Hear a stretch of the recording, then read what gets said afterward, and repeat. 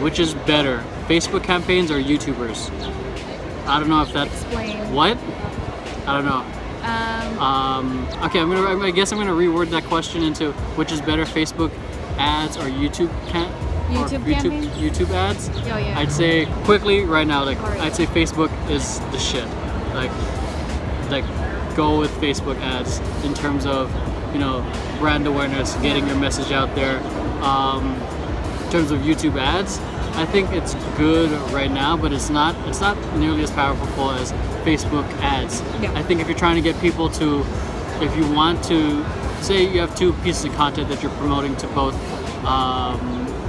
Facebook and YouTube, but you want people to go to your YouTube, post the main piece of content on YouTube, create a small 30-second version of it on Facebook, run a Facebook ad campaign on that, and entice people to go back and watch on your YouTube, because the psychology of people on Facebook and on YouTube is insanely different. People will go on YouTube with the intent of watching long form content.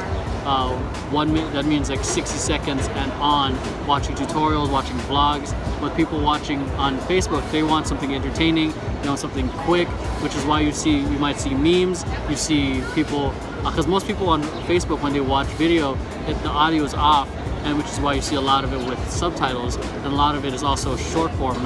It's not exactly like 20-minute videos, 10-minute videos.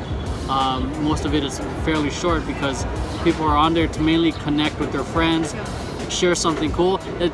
When you're hanging out with your friends, you want to be the cool guy that has like, yo, I found this out today. You have the inside information. Yeah. Make your content so it's shareable in a sense. You want, and that falls under the categories of, is it educating, is it educational, empowering, or entertaining.